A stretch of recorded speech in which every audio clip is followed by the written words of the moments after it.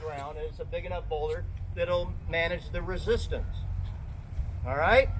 So here we are, and we have a slope here that we're going to attack. All right, so we have some slope, and we also have some terrain resistance. No mud or anything, but what we can do, just to make it easy, we're going to use the bridging ladders, and we're going to position them down in here to give us a better ramp to pull the vehicle up this obstacle. Does that make sense? Yeah. I mean, we're looking at textbook stuff here, right? If you don't have bridging ladders, you could get up this. In fact, as we know, we already said it, you could drive up this probably. It's the most capable vehicle. So let's line up these bridging ladders in line with his wheels that we're going to guide him and spot him up here. Okay, we'll have one of you spot him. Once we set up all the winch rigging, let's bring those bridging ladders down into here and position them on this first log, because that first log is going to be quite a step. So let's get them down in here. We have gloves. There'll be more gloves in this bag here. Let's empty the contents of that bag. This one? Yeah, go ahead and empty that.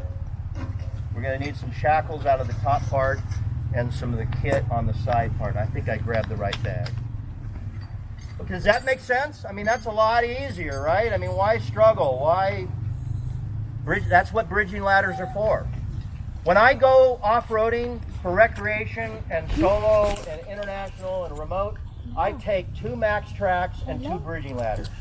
I don't need 4 max tracks because these act like max tracks, even in the sand, even in the snow, even in the mud. But the bridging ladders can also bridge a gap or make for an easier approach. Does that make sense? All right, so let's see what we got here. We're going to use that tree, those 2 trees down there. So do you have your winch controller? Yeah. Okay, we're going to use your winch controller all set up. Don't forget to put it in 4-wheel drive. It'll be easier. Oh, look at him. He's got a remote. Oh my God. Push the 2 buttons together. I think. Oh, that's come up. Right. Okay. All right, go ahead and let's let some cable out. Oh, you need gloves? Let's give you these gloves right here. We never handle anything winch without gloves. So a couple other people want to grab some gloves because we're going to help extend this out. We're going to make him do all the work. Let's take that cable out as far as we can. In fact, let's see what we got here.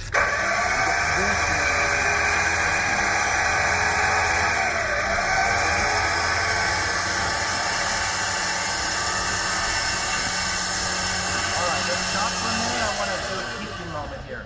So he's powering out.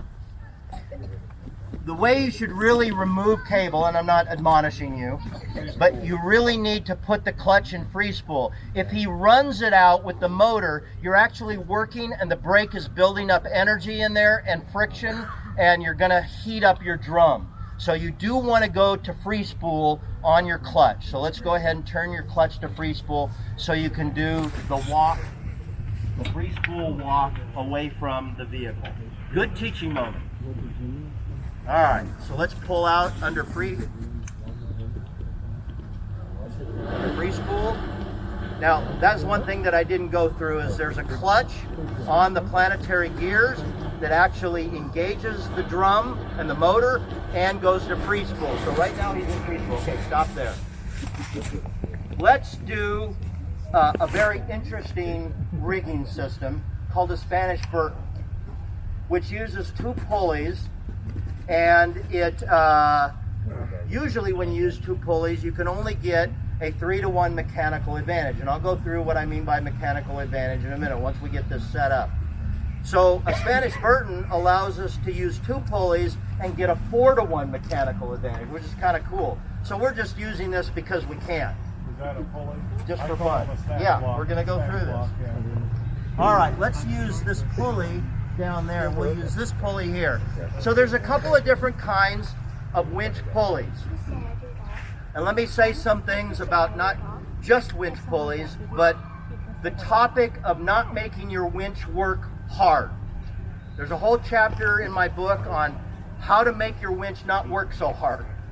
It's really titled that. So there's a number of different ways. The first way is to take off as much line off the drum as you can. Why? Because when you're down to your last layer of rope or cable on your drum, now you have the full winching capacity as designed by the manufacturer. So what size winch is this? Do you know what the pulling capacity is? Okay, it's a 9,500 pound winch. When he goes down to the last layer of line on his drum, he gets the full 9,500 pounds of pulley power. With each successive upper layers, with each layer, you lose 10% of that 9,500 pounds. And that's in your booklet as well. And I don't need to explain it any more than that. It's like if you had a long lever and you had to pull up this heavy thing at the end of the lever, it's easier to pull it up when it's right here rather than way out here, right?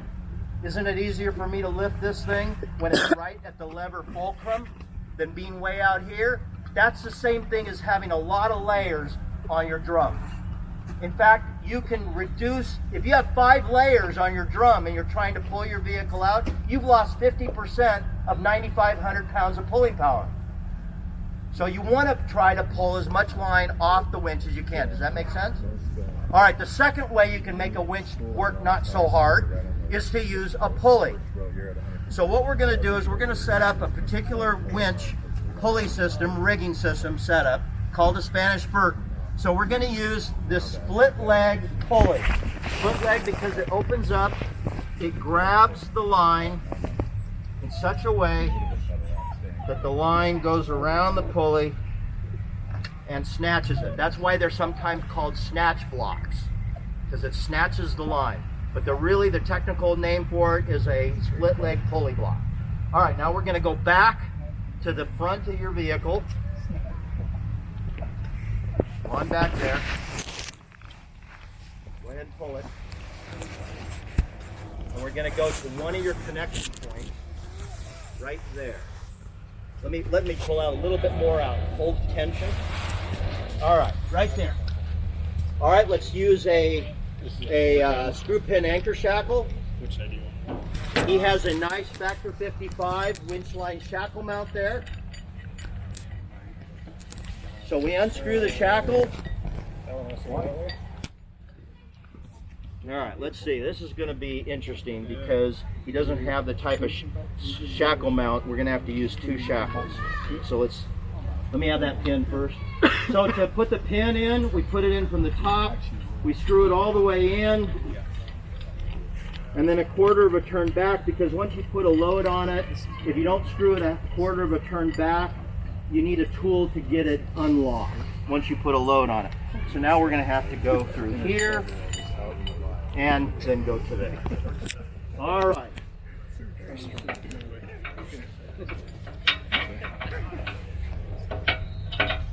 Now what we're going to need is, thank you, you've gotten out my winch line extension, and we've got our tree strap around both trees at the base. Yep. We're now going to go, let's see. He's got a lot of footage left on the drum. Yeah, that's okay, because we're going to do a 4-to-1 mechanical advantage. So we would like to take off more of that. So let's go ahead and pull this out a little bit more and take some more of the wraps off. That's a good point.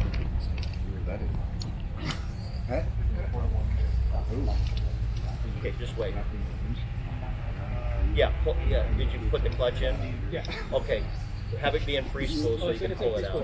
Okay, pull it out. Right, so you run around it and you put up the truck here.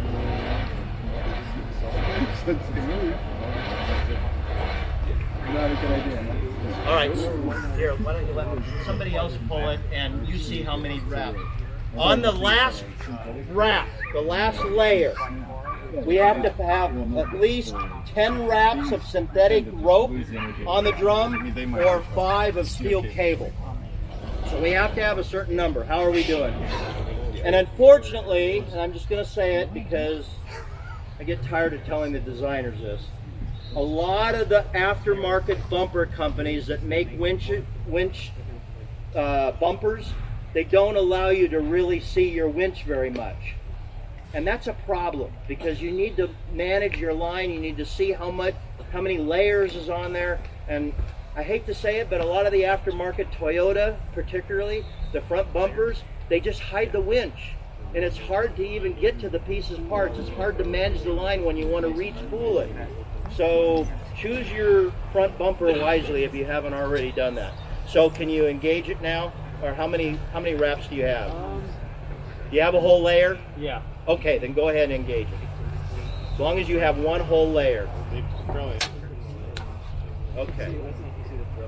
All right, so what we could do here, just to make it simple, is we could either, we're not going to be able to run this all the way to the anchor point. So we could just go ahead, and let's go ahead and do this, and then we'll re-rig it and show you something different. So let's get, I need another hard shackle, screw pin anchor shackle, and let's see. We'll use a stick. Oh, that one's too small. That was a 5/16, 5/8, excuse me. We need a 3/16. Do we have one? Maybe we don't. Maybe we'll need to use the soft shackle. We needed to use another one. All right, we'll use this. I don't really like using a soft shackle. This point right here is pretty sharp. This particular soft shackle by Factor 55 has a nice outside coating on it. And on this pool, we're not going to, yeah, let's exchange this one for that one. We'll use that one up there.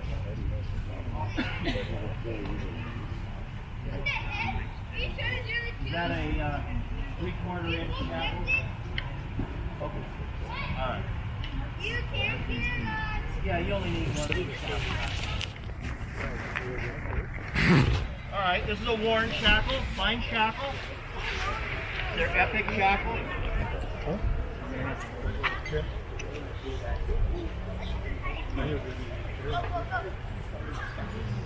All right, so I put the line through the shackle, and then I'm going to take the shackle here, go down with the pin, screw all the way in and 1/4 of a turn back.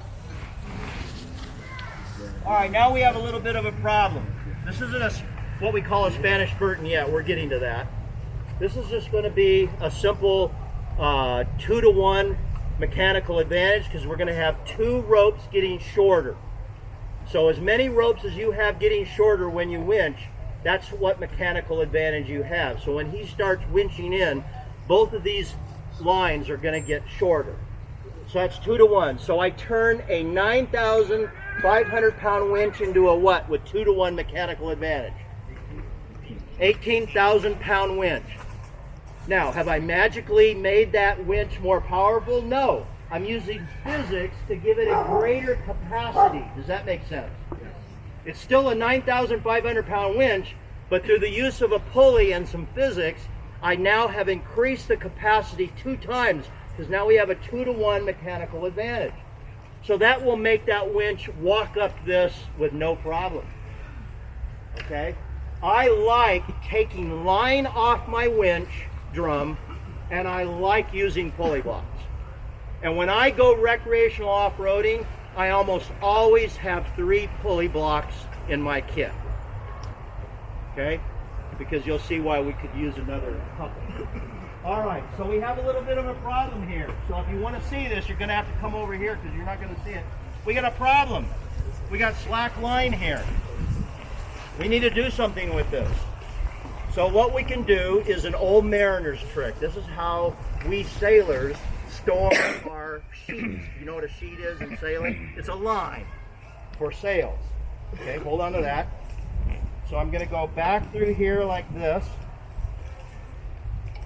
And now I have what I'm going to do is it's a knot called, it's actually called by 2 things. It's called a chain sennit or a monkey braid.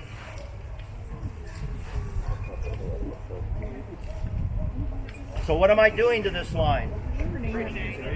Shortening it.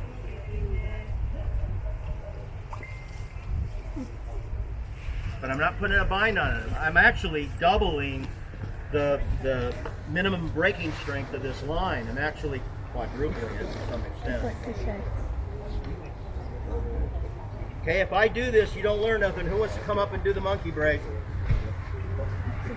Okay, so this goes through here, shorten it up, makes a nice little loop. Let's see if we can shorten this up enough. Yeah.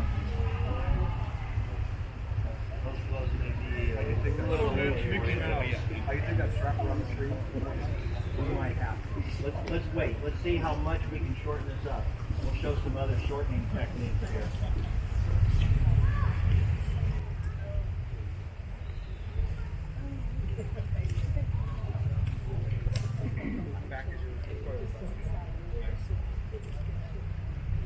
Yeah, let's try to go a little smaller loop. If we don't, we'll have to. So watch me a loop. So look how small that loop is, and I just go through it like that, and then I make little tiny loops. See how little my loops are? I make them. Okay, make those loops. Nice and short. We're going to take up as much line as we can. Yep. And we use that for a number of different things. I even like to store my line in a monkey braid, in a bag for deployment. I can just pull it out. If you're an electrician, you store your stingers or your extension cords using the chain Senate. Arborist. Or arborist. Thank you. Yep. See, I left somebody out, and now they're mad at me. I mean, we use these all day, every day. So Yeah. You're talking about my business. So. Okay. Thank you. Right up your alley. Yes, sir. Didn't mean to leave you out. No problem. What about plumbers? You know what? Let them out on purpose. I try not to lean over and show, keep my pants up high, wear underwear, no whitey tighties.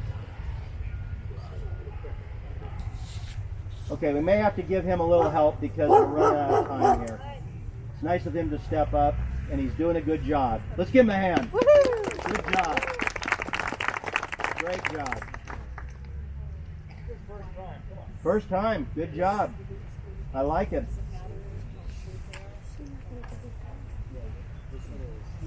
And it's good to start these folks at this age learning this outdoor stuff.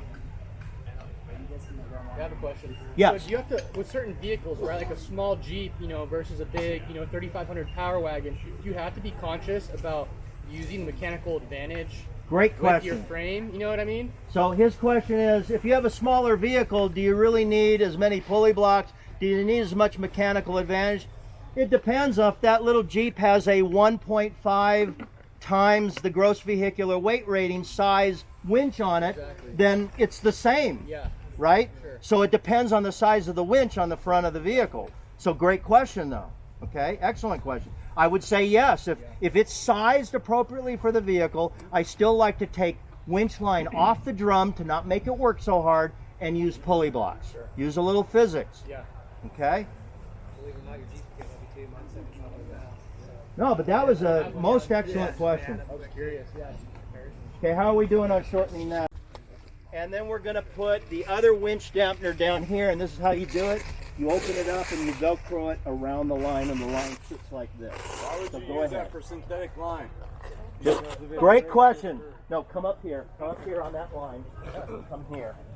And then that line will go on, that dampener will go on the other line. Open it all the way up. You're not all the way open. There you go. Hang it over and then let the Velcro. Now slide that towards the connection point.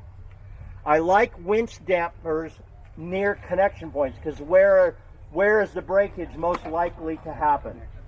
It could happen in the middle, but it'll probably happen at a connection point. And when you have two lines, I like two winch dampers.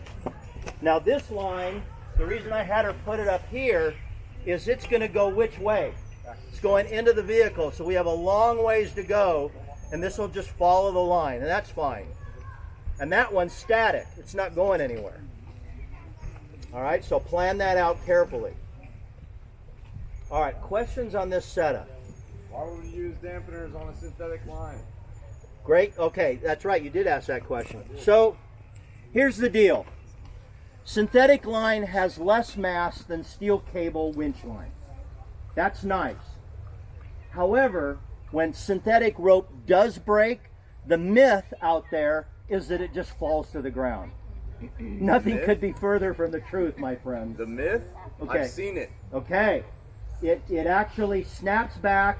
It doesn't have the mass that steel cable has. That's why we like synthetic rope winch line as opposed to steel cable, because when steel cable breaks, it has two qualities to it that make it more dangerous. First of all, it has mass, and mass is energy.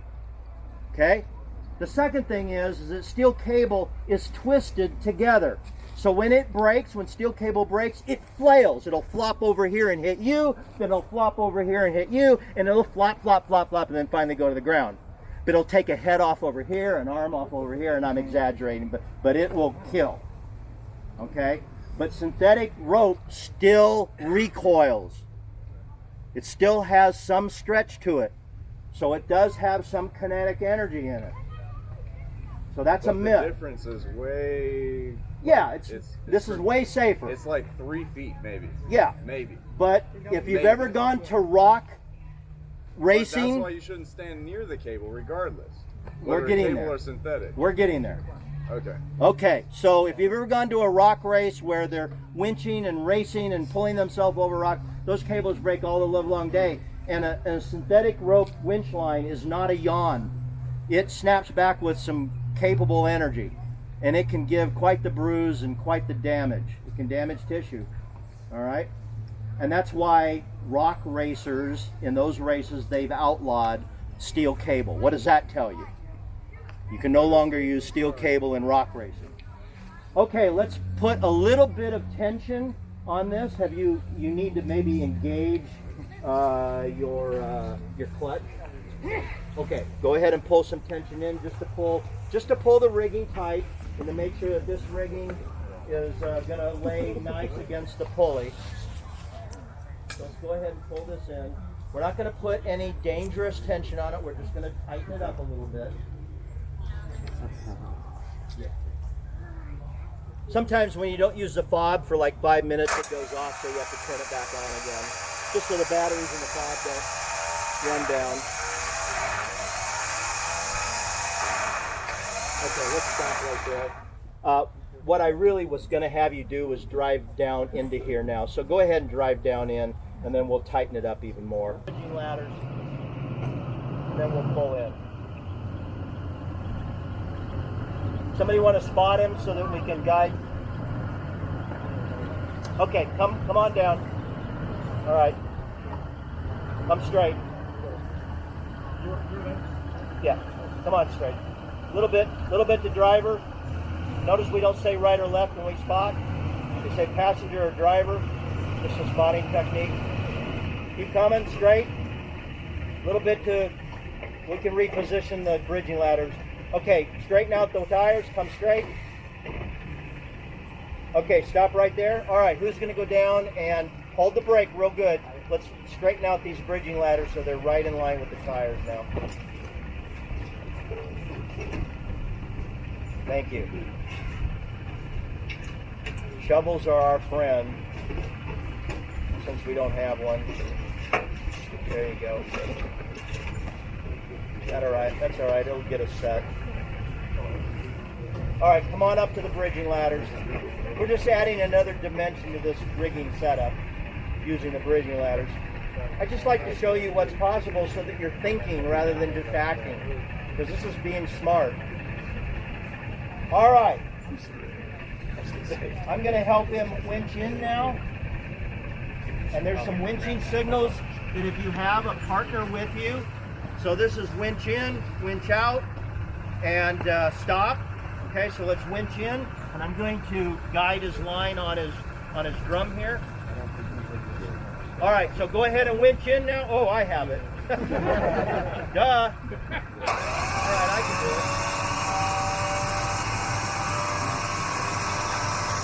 it. Experience. Personally, I don't like driveline assisted winching. What do you think I mean by that? Neutral. Having it in 4-low gearing, we would use 4-low here, and trying to use the motor and the driveline to assist the winch to come up. We have already added 2-to-1 mechanical advantage. You should have no problem pulling this vehicle up that slope. We've also put fringing ladders there.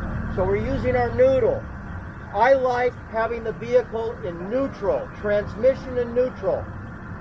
You can leave it in 4 low or 4 high, whichever low gearing, transfer case gearing you were in.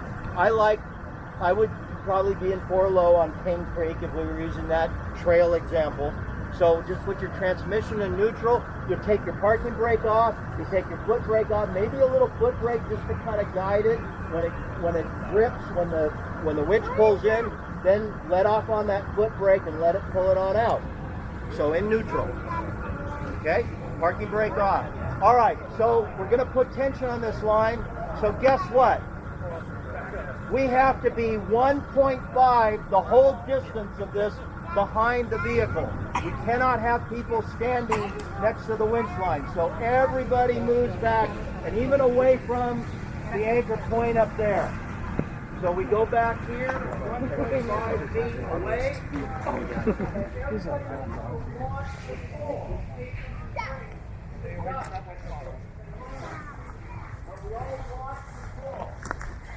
All right, everybody over there, hear that? Watch the pull.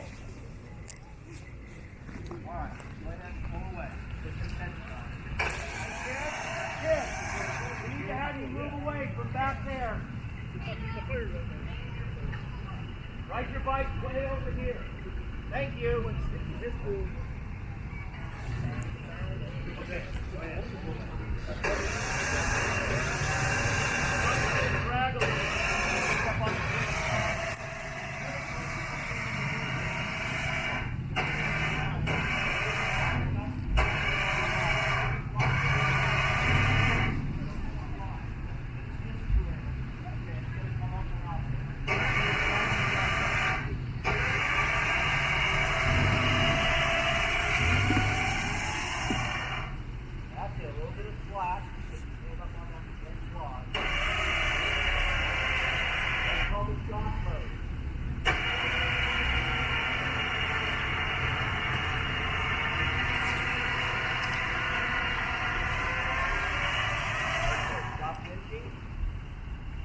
Now I need you to set your winch controller up on the dash so that I can see that it's not touching it.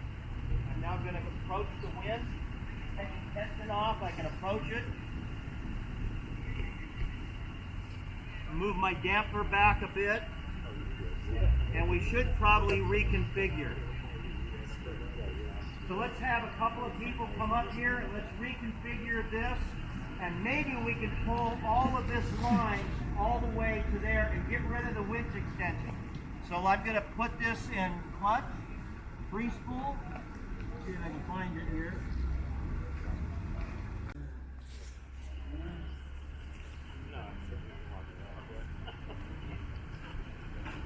Excuse me, is there a tag inside? Oh, I have my tag inside.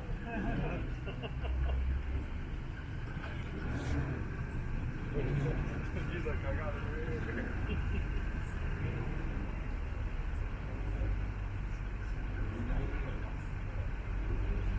We almost there?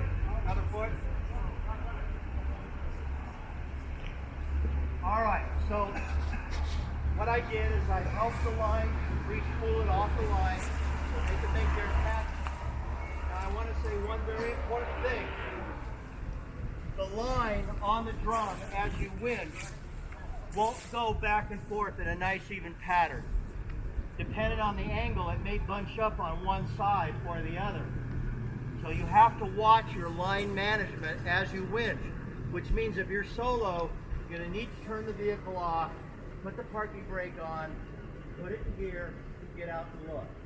You may have to pull line off and then make it nice and even. Now when you make your line nice and even on your drum, you need to make it in such a way that you don't have gaps between the lower layers of the winch line, because the upper layers, once you start winching, will dive down in between those gaps. And the line can do two things. It can become insufferably stuck between that gap, or it can even melt if it's synthetic rope, winch line. So you need to manage your line even as you've been winching. You need to stop, get out, manage your line, and so forth. Does that make sense? All right, so we're connected up. Let's go ahead and winch away. Okay, you need to really watch. Come on. Oh, that's back in. Yeah. Those of us that haven't done that, that's the first one.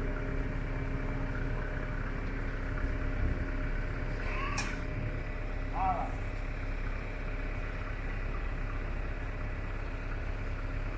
Go ahead and winch in.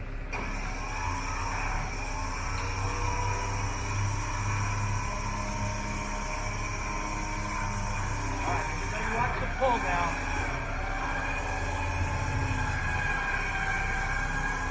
Okay, you're going to have some slack now. It's a little bit of a shock load. So a little bit of foot brake is nice. And then go ahead and winch in. That's where you can get your shock load on your weak tip of your hook. That's why we like a winch line shackle mount, because it's what we call closed loop winching. You can't just go on the tip of the hook. It's not going to come apart. Did the bridging ladders add any ease to this? Absolutely.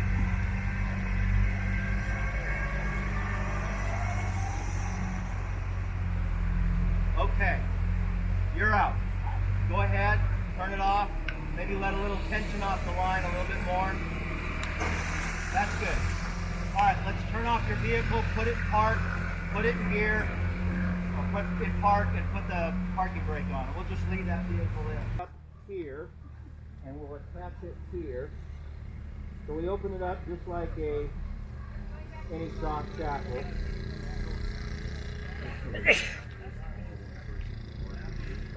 This one is 11,240 pounds minimum braking strength. So more than acceptable for this type of vehicle. And they do make larger ones, and I have one somewhere in one of these kits here. We don't have time to pull it out. And it is about twice as large as this one. And it has a larger minimum braking strength. Okay, so let's see. We're going to just lay this out. This is going to come back to my vehicle. We'll do, yeah, we'll do this one to here.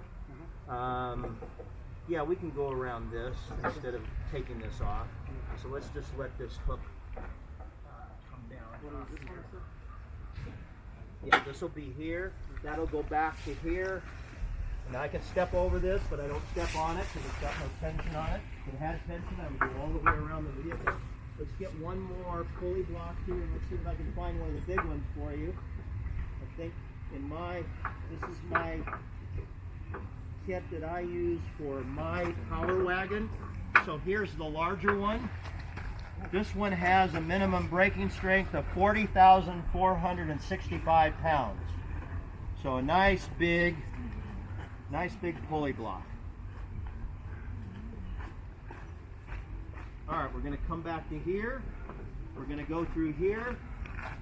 And then we're going to go back to that vehicle. So now we have 2 pulleys in the system. How many lines are going to get shorter? 3 lines will get shorter. So what mechanical advantage do we have just by counting lines that get shorter? 3 to 1.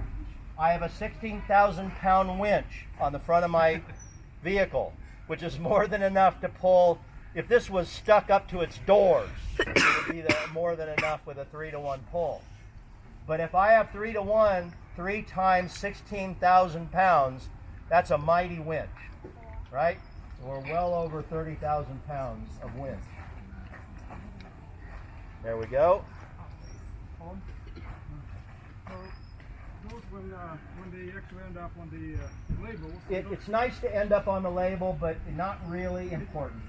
I will show you something about how to position the soft shackles in just a minute. Let's go ahead and rig it. Now, one last thing about hooks, since we didn't talk too much about hooks, because that vehicle over there had a winch line shackle mount. So let's pretend this does not have a winch line shackle mount right here. Let's just pretend it is just a hook. So what we need to do with a hook is the guideline is that we hook up. So that if something breaks in the hook, it'll go down. So we hook up. Okay? So there's another guideline. And again, this is all in your book, in the little booklet that I gave you. All right, so we have one pulley here. We have a pulley here.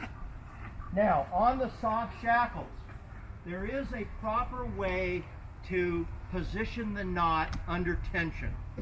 So we like the knot to actually be in such a way that we have a nice straight line on the loop so that it pulls against the knot like this. Do you see how that pulls? Rather than it being up here and kind of pulling the knot and maybe even coming off under a real tension load.